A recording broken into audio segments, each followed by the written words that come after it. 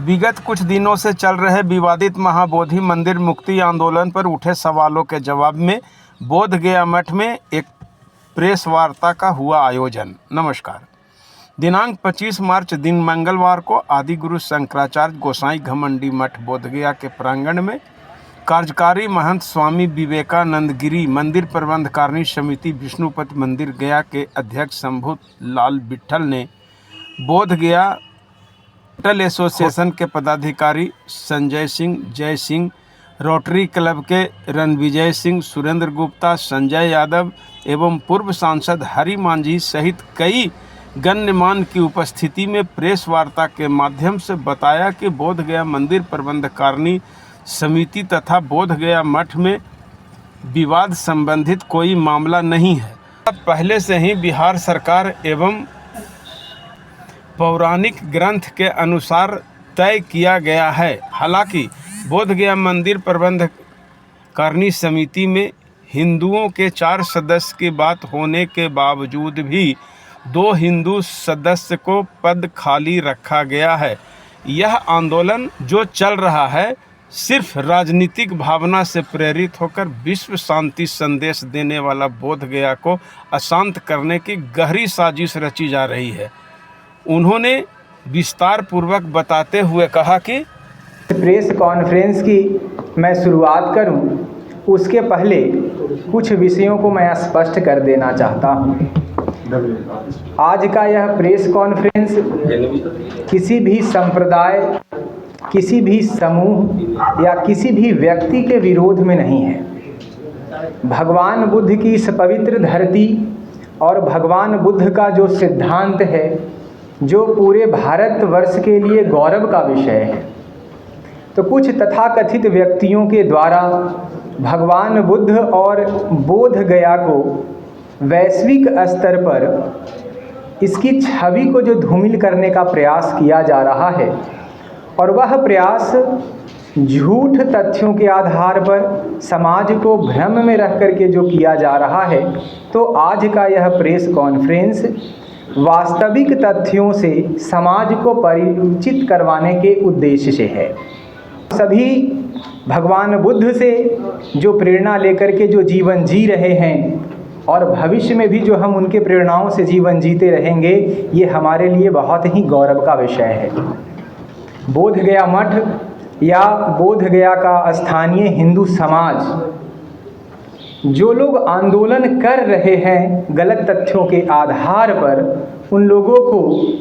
हम इस press conference के माध्यम से आप लोगों को ज़रूर मैं बोलता हुआ दिख रहा हूं, किंतु ये जो हमारी वाणी है वो हमारी व्यक्तिगत वाणी नहीं है। हमारा हिंदू समाज, हिंदू संगठन और बोध गया और गया के स्थानीय लोगों की भावनाएं मैं अपने शब्दों के माध्यम से व्यक्त कर रहा हूं। बोध गया में जो यह सामाजिक विद्वेष का माहौल बनाया जा रहा है, तो हम सभी जानते हैं कि जिस प्रकार से आज भारतवर्ष पूरी दुनिया में एक शक्ति के केंद्र के रूप में जो है उभर रहा है, इस भारत की एकता और आपसी भाईचारा को आज जिस प्रकार से हम लोग पूरे भारतवासी ने इतने बड़े महाकुंभ का सफलतापूर्वक आयोजन किया है, और उस महाकुंभ में प्रत्येक जो है संप्रदाय, प्रत्येक जाति विशेष पूरे भारतवर्ष जिस प्रकार से एक होकर के कार्यक्रम को सफल किया है, पूरी दुनिया में भारत की आपसी एकता और अखंडता के लिए एक उदाहरण का विषय है। और इस एकता और अखंडता को, आपसी भाईचारा को तोड़ने के दृष्टिकोण से, राजनीतिक लाभ उठाने के दृष्टिकोण से जो लोग विषय रख रहे हैं, उनको जो है हम लोग जो है मिल करके मीडिया बंधु से भी हमारा आग्रह है कि वास्तविक तथ्य से परिचित करवाएं। अब मैं मुख्य विषय पे आना चाहूँगा कि जो विषय महाबोधि मंदिर के संबंध में, बोध गया मठ के संबंध में ये कहा जा रहा है, तो जैसा कि हम सभी जानते हैं और हमारे यहाँ ऐतिहासिक प्रमाण के हिसाब से भी हम जानते हैं कि भगवान बुद्ध को ज्ञान जो है इस पवित्र भूमि में ज्ञान की प्राप्ति हुई। भगवान बुद्ध का जन्म जो है नेपाल जो है हिमालय की तराई में हुआ, और इस भूमि की ही जो है वो प्रताप रहा होगा। इस भूमि में पूर्व में भी तपस्वियों का जो है तप रहा होगा कि भगवान बुद्ध यहाँ पर जो है इस धरती का चयन तपस्या करने के लिए उन्होंने किया और यहाँ आकर के उनको ज्ञान की प्राप्ति हुई। ज्ञान के प्राप्ति के पश्चात जो है जिस प्रकार से महाबोधि महाविहार आज है, सम्राट अशोक के द्वारा जब महाबोधि महाविहार का निर्माण करवाया गया, उसके पश्चात समय समय पर भिन्न भिन्न राजाओं के द्वारा, भिन्न भिन्न समाज सेवियों के द्वारा उस मंदिर के विकास में महत्वपूर्ण भूमिका रही है। चाहे वो शुंग वंश रहे, चाहे वो पाल वंश रहे, सभी वंश के लोग समान रूप से हिंदू और बौद्ध के समान रूप से पोषक रहे हैं। उन पोषक शासकों के द्वारा महाबोधि मंदिर के विकास में महत्वपूर्ण भूमिका निभाया गया है और महाबोधि मंदिर में भूमिका निभाने वाले शासकों की भी यही जो है इच्छाएं रही थी कि किस प्रकार से हमारा भारतीय समाज एक होकर के रहे, किस प्रकार से भगवान बुद्ध ने जो है हिंसा का मार्ग बतलाया है, जिस प्रकार से प्रेम और भाईचारे का मार्ग बतलाया है, उस मार्ग पर हम किस प्रकार से चल सके। तो प्रत्येक शासकों ने इसी प्रकार से प्रयास किया। उस विकट परिस्थिति में अगर महाबोधि महाविहार को जब संरक्षण का विषय आया तो यहाँ के महंत जी और यहाँ के हिंदू समाज ने जो है वो बीड़ा उठाया। महाबोधि मंदिर के 12वीं शताब्दी के बाद में, जैसा कि आप सभी प्रबुद्ध जन जानते हैं कि इतिहास में भी महाबोधि मंदिर के बारे में या यहाँ के इतिहास के बारे में 12वीं शताब्दी से लेकर के 15वीं 16वीं शताब्दी तक हम लोगों को कुछ नहीं मिलता है। लेकिन भारतीय यहाँ के स्थानीय और हिंदू जनमानस की अवधारणाओं के अनुसार और हमारी भावनाओं के अनुसार यह बोध गया मठ भगवान आदि गुरु शंकराचार्य के द्वारा 8वीं सदी का ये जो है स्थापित मठ है। और इस मठ के को जब महाबोधि मंदिर के जो है वो संरक्षण और जो है व्यवस्था का जिम्मा जब वहाँ के उपासक और भिक्षु कहीं अन्यत्र जा कर के रहने लगे तो भगवान बुद्ध को जो है हम सदैव से जो है भगवान विष्णु के 9वें अवतार के रूप में पूजा करते रहे हैं। वो हमारे लिए सदैव आदरणीय रहे हैं और कोई अंतर ही हिंदू समाज नहीं करता है। तो मठ ने महाबोधि मंदिर के संरक्षण का जो है वो जिम्मा उठाया। बोध गया मठ के नियंत्रण में तो महाबोधि मंदिर कब से रहा है, इसका जो है ये ऐतिहासिक प्रमाण जो है हिंदू अवधारणाओं के हिसाब से 10वीं 11वीं शताब्दी से ही महंत जी जो है उसका संरक्षण और संवर्धन करते रहे। लेकिन अंग्रेजी दस्तावेज में जो हम लोगों को प्रमाण प्राप्त होता है वो प्रमाण जो है वो 1726 में शाह आलम द्वितीय ने महंत जी को जमींदारी के रूप में 3-4 गाँव दिया है। उसी जमींदारी में बोध गया महाबोधि मंदिर भी स्थित रहा। उस प्रकार से महंत जी के पास में महाबोधि मंदिर का अधिकार आया। बाद जब पलासी के युद्ध के बाद में जो है बिहार, बंगाल और उड़ीसा पर जब अंग्रेजों का जो है वो कब्जा हो गया है और औपचारिक रूप से ज़मीनों के रेवेन्यू रिकॉर्ड जब तैयार किया जाने लगा है तो 1811 में यहाँ एक सर्वेयर आए हैं जिनका नाम बुकानन हैमिल्टन है। उनके डायरी में और उनके गजेटियर में भी अगर आप अध्ययन करें में चाहे वो विष्णुपद मंदिर हो या कोई भी महत्वपूर्ण मंदिर हो, चाहे वो महाबोधि महाविहार हो या स्थानीय राजे राजवाड़े हों, उनके विषय में विस्तृत रिपोर्ट जो है वो बुकानन के जो है सर्वे में है। और 1811 में प्रकाशित वह बुकानन रिपोर्ट के हिसाब से भी महाबोधि महाविहार में पूजा पाठ और उनका देखभाल बोध गया महंत जी के द्वारा किया जाता है, सदैव से किया जाता रहा। जो मुस्लिम आक्रांताओं के द्वारा मंदिर को जो नुकसान पहुंचाया गया था उस नुकसान से अलग होकर के मंदिर का स्वरूप जो है कैसे अच्छा हो, इसके लिए सदैव बोध गया महंत जी चिंतित रहते थे। इसी चिंता का ध्यान में रखते हुए जब वर्मा के राजा यहाँ पर आए और उन्होंने कहा महंत जी इस मंदिर के निर्माण में मैं भी अपनी भूमिका निभाना चाहता हूँ, और उन्होंने अपने आध्यात्मिक और धार्मिक उद्देश्यों को पूरा करने के लिए दान स्वरूप में जब मंदिर के निर्माण का प्रस्ताव महंत जी तत्कालीन महंत हेमनारायण गिरी जी के पास में रखा तो महंत जी ने, चूँकि जो महंत जी भगवान बुद्ध के मंदिर के विकास के लिए हमेशा चिंतित रहते थे, उन्होंने बहुत ही हर्ष के साथ में जो है वर्मा के राजा के जो है इस प्रस्ताव का स्वीकार किया। और 1877 में वर्मा के राजा और बोध गया महंत जी के बीच में एक जो है अनुबंध हुआ। उस अनुबंध के आधार पर महंत बोध गया और वर्मा के राजा जो है वो महाबोधि मंदिर को पुनः जो है उसके वास्तविक स्वरूप में कैसे आ जाए, इसके लिए जो है वो काम करना उन्होंने जब शुरू किया। अंग्रेज शासकों ने जब ये कहा कि हम भी जो है महाबोधि मंदिर अपने पुराने स्वरूप में आ जाए, इसमें अंग्रेज सरकार भी जो है भूमिका निभाना चाहता है। इस प्रस्ताव का महंत जी ने सहर्ष स्वीकार करते हुए ईस्ट इंडिया वो जो है उस समय जो तत्कालीन सरकार जो अंग्रेज़ों की सरकार थी, उन्होंने जो है अलेक्जेंडर कनिंघम और उनके साथ में जी.डी. बुगलर को इस बात के लिए जो है वो नियुक्त किया। कनिंघम और जी.डी. बुगलर दोनों ने मिल करके वर्तमान आप जो मंदिर का स्वरूप देख रहे हैं उस स्वरूप में बोध गया महाबोधि महाविहार को लाया गया। जब मंदिर का स्वरूप बन करके तैयार हुआ तो अलेक्जेंडर कनिंघम, जी.डी. बुगलर और महंत जी के जो है वो आपसी जो है विचार से, राय से बोध गया मठ में रखे वो भगवान बुद्ध की पवित्रतम मूर्ति को हिंदू रीति से प्राण प्रतिष्ठा करके महाबोधि महाविहार में जो है वह स्थापित किया गया है। और जो भी बात मैं यह बोल रहा हूँ ये अलेक्जेंडर कनिंघम और जीडी बुगलर के द्वारा जो है रिपोर्टेड जो है डॉक्यूमेंट के आधार पे कर रहा हूँ। ये जो विवाद जो वर्तमान हम विवाद देख रहे हैं हिंदू और बौद्ध का ये विवाद है, यद्यपि जो है हिंदू और बौद्ध कोई अलग अलग नहीं है। उस विवाद की शुरुआत श्रीलंका के एक भंते अनागारिक धर्मपाल जी के द्वारा मंदिर में मूर्ति रखने के प्रयास से शुरू होता है। जब अनागारिक धर्मपाल जी यहाँ आते हैं और मंदिर में जो अपने मूर्ति को स्थापित करके अपने कृति के लिए अपने उद्देश्यों की पूर्ति के लिए जब महाबोधि महाविहार में महंत जी और अंग्रेजों की अनुमति के बगैर जब मूर्ति की स्थापना करना चाहते हैं तो महंत जी और अनागारिक धर्मपाल जी का विरोध होता है। मैं यहाँ पर यह बात स्पष्ट करना चाहूँगा कि महाबोधि महाविहार में पूजा को लेकर के कभी भी किसी प्रकार का विरोध नहीं रहा है। पूरी दुनिया से कोने कोने से आने वाले भगवान बुद्ध के श्रद्धालुओं को मंदिर में पूजा करने का अधिकार सदैव था। इतना ही नहीं, ये हिंदुओं को और बोध गया मठ के सन्यासी के रूप में मुझे कहते हुए भी यह बात के लिए गौरव का अनुभव हो रहा है। तो जब मूर्ति रखने के विवाद को लेकर के शुरू हुआ है, वहाँ कोई विवाद जो है हिंदू और बौद्ध का शुरू नहीं हुआ था। मैं यह बहुत स्पष्ट कहना चाहूँगा कि अनागारिक धर्मपाल जी और बोध गया मठ का जो विवाद था वो एक मूर्ति की स्थापना के उद्देश्य से था। जब महंत जी की अनुमति के बगैर वहाँ मूर्ति की स्थापना जब उन्होंने करने का प्रयास किया तो इस प्रयास को लेकर के अनागारिक धर्मपाल जी और बोध गया मठ के बीच में कानूनन विवाद हुआ, जिस कानूनन विवाद का निपटारा महाबोधि महाविहार महंत जी का ही है। महंत जी के ही जो है प्रबंधन में महाबोधि महाविहार है और महंत जी का ही उस पर अधिकार है। इस बात को पुष्ट करते हुए ऑर्डर में ये भी कहा गया कि वहाँ कभी भी जो है इस प्रकार से भेद नहीं है कि हिंदू और बौद्ध वहाँ पूजा नहीं कर सकते हैं। उसके बाद में धर्मपाल जी हमारे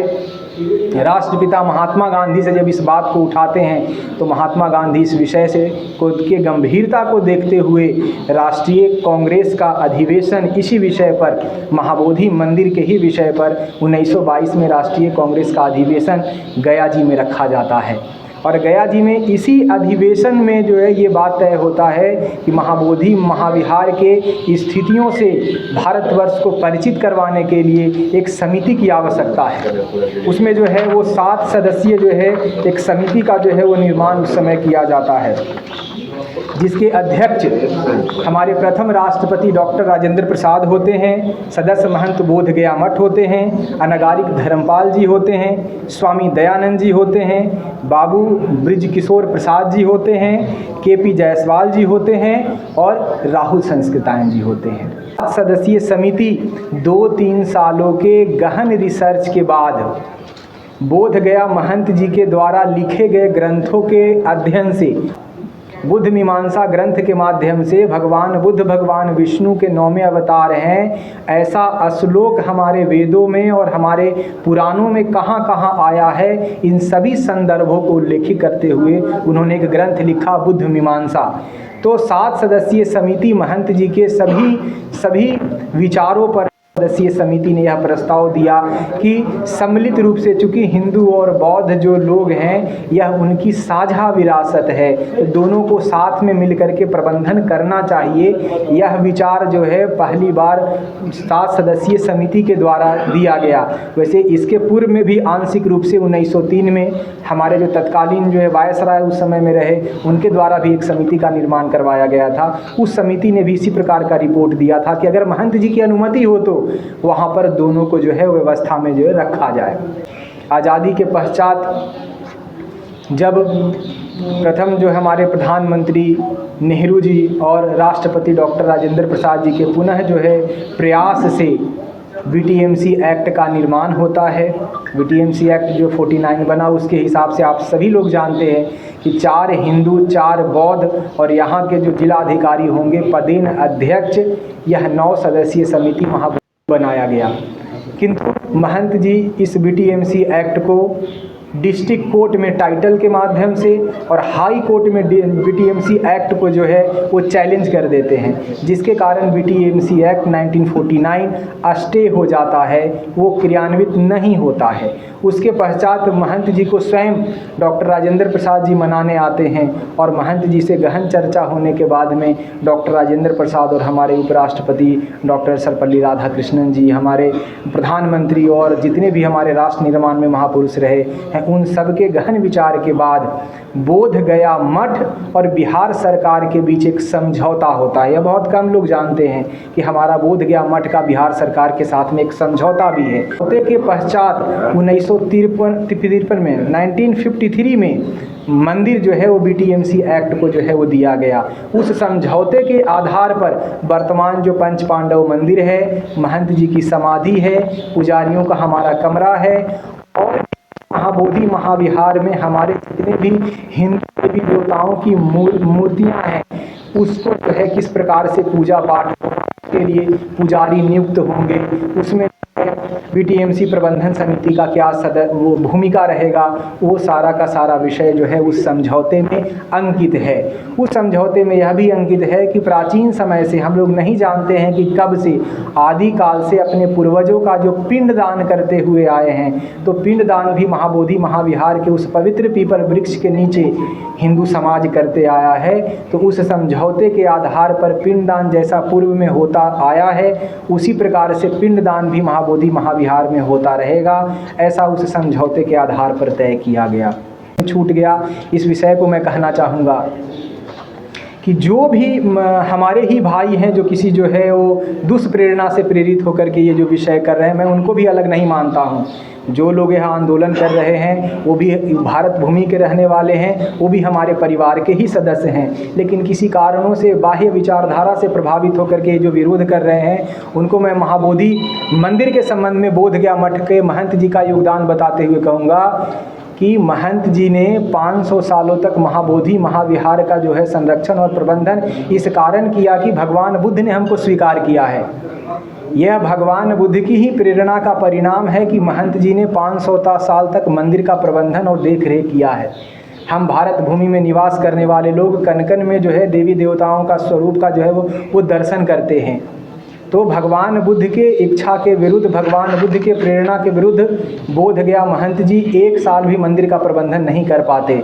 तो भगवान बुद्ध की प्रेरणाओं का ही परिणाम है, भगवान बुद्ध के आशीर्वाद का ही यह परिणाम है कि हम लोगों को 500 सालों तक भगवान बुद्ध के सेवा करने का अवसर प्राप्त हुआ है। और बीटीएमसी में हिंदू ही क्यों रहेगा, सिर्फ उसी को क्यों नहीं सौंपा जाए? ये आपने बहुत ही सुंदर जो है विषय उठाया है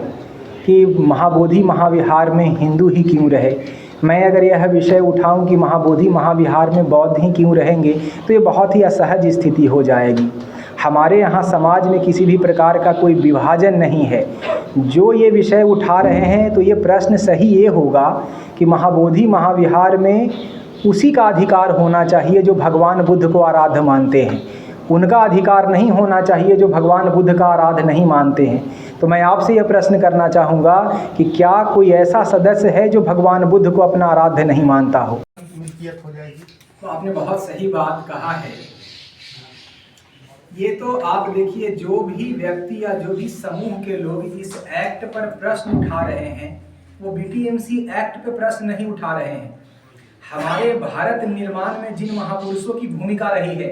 हमारे राष्ट्रपिता महात्मा गांधी के ऊपर, जवाहरलाल नेहरू के ऊपर, डॉक्टर राजेंद्र प्रसाद के ऊपर, या जो संविधान निर्माण करने वाले हमारे जो है बाबा साहब अम्बेडकर हैं, उनके विचारों को, उनके भविष्य में जो है ध्यान में रख करके बनाए गए चीज़ों को, उस पर एक प्रश्न उठा रहे हैं। वर्तमान बीटीएमसी का जो स्वरूप आप देख रहे हैं, इस स्वरूप को बनाने में जो है वो बहुत बड़े बड़े महापुरुषों की भूमिका रही है। सर, ये जैसे कि आप लोगों ने मैं जिला प्रशासन और बिहार सरकार से जो है ये वो जो है विनम्र जो है निवेदन करना चाहूँगा कि इस प्रकार के किए जा रहे प्रयासों को रोकी। अन्यथा जिस प्रकार से उन लोगों के द्वारा हिंदू जो है देवी देवताओं का अपमान किया जा रहा है, तो पूरे भारत में हिंदू जो है अपनी भावनाओं को व्यक्त करने के लिए जो है वो फिर प्रतिबद्ध हो जाएगा और उनका विरोध होगा। तो साजिशकर्ताओं का मंसूबा तो भी रही है। साजिशकर्ता लोग जो है वो समाज में जो है उपद्रव ही करना चाहते हैं। तो इस विषय में समस्या का समाधान हमारे जिला प्रशासन के लोग भी कर सकते हैं। गुरु जी, राम मंदिर में भी बौद्ध पुजारियों की मांग की जा रही है, उस पर आपकी क्या राय है? तो राम मंदिर में तो जो है वो भगवान बुद्ध हैं ही। अगर आप जो है, भगवान बुद्ध सिर्फ राम मंदिर में नहीं है, भारतवर्ष में जितने भी मंदिर जो 10 अवतार के मंदिर हैं, उस अवतार में 9वें अवतार के रूप में भगवान बुद्ध की प्रतिमा भारतवर्ष के प्रत्येक मंदिर में है। आप वर्तमान में जो राम मंदिर का भी निर्माण हुआ है, तो राम मंदिर में भगवान राम के विग्रह को देखेंगे तो आप पाएंगे कि भगवान बुद्ध उस विग्रह में भी हैं। और जो ये बात कह रहे हैं कि जो है बौद्ध पुजारियों की आवश्यकता जो है वहाँ है, तो भगवान राम को जो आराध्य मानते हैं उनके लिए तो राम मंदिर के दरवाजे सदैव खुला है। और जो भी भगवान राम को अपना आराध्य मानते हैं, जिस प्रकार से हम लोग भगवान विष्णु को अपना आराध्य मान रहे हैं, उनके लिए ये मार्ग जो बात कह रहे हैं वो भी उनके लिए सदैव खुला है। भारतवर्ष में निवास करने वाला कोई भी हिंदू यह नहीं कह सकता है कि किसी मंदिरों में जो है वो बौद्ध पुजारी नहीं आ सकते हैं या बौद्ध श्रद्धालु नहीं आ सकते हैं। मैं तो आपके मीडिया के माध्यम से ये उन लोगों को जो है वो ये कहना चाहूँगा कि जो है अगर आप जो है आपकी आस्था है तो आप आइए, बोध गया मठ में भी जो मैं आपको सदस्य के रूप में नामित कर दूँ। अगर ये बौद्ध लोग ये कहते हैं क्योंकि आप हमारे भाई हैं, आप हमारे परिवार के सदस्य हैं, मैं आपको अपने से भिन्न देखता ही नहीं हूँ। अगर आपकी यही इच्छा है कि मैं सदस्य बनने से आपको संतुष्टि होगा, तो मैं आपको आमंत्रण करना चाहूँगा कि आप बोध गया में आए। जिस प्रकार से हम भगवान बुद्ध, भगवान विष्णु और भगवान शिव को अपना आराध्य मानते हैं, आप भी आइए और बोध गया मठ में आपको भी सदस्य के रूप में आते हैं। और अगर आप साधु बनने के लिए तैयार हो जाएंगे तो हम आपको मंत्री बना देंगे। एक सवाल है विष्णु पद। अंत में आंदोलनकारियों को आप लोगों के माध्यम से मैं यही सुझाव देना चाहूँगा कि आप सभी हमारे परिवार के सदस्य हैं। किसी बाहरी विचारधारा या बाहरी लोगों के जो है सहयोग से या आप लोगों को जो भ्रम में डाला गया है और आप यह जो कार्य कर रहे हैं, तो ये कार्य न करें। बोध गया मंदिर को और बोध गया को किस प्रकार से हम विकसित कर सकते हैं, किस प्रकार से इसको और बृहद स्वरूप दे सकते हैं, तो हम लोग आपस में मिलकर के इस प्रकार का जो है वो कार्यक्रम करें। और भगवान बुद्ध से भी हम यही प्रार्थना करते हैं, हम नहीं जितने भी हिंदू यहाँ पे लोग बैठे हुए हैं, सुबह से हम यहाँ पे आए हुए हैं, किसी ने ये नहीं कहा कि वो कहीं दूसरे जगह के लोग हैं। जिस प्रकार से एक माँ के गर्भ से उत्पन्न 4-5 बालक होते हैं, तो एक बालक किसी जो है वो कारणों से जो है गलत दिशा में चला जाए, तो माता पिता या बड़े भाई का ये उद्देश्य नहीं हो जाएगा कि कहीं वो हमारा विरोधी हो गया है। अंत समय तक मैं भगवान बुद्ध से और भगवान विष्णु के चरणों में यही प्रार्थना करूंगा कि भगवान बुद्ध उनको भी सद्बुद्धि दे और वो भी जो है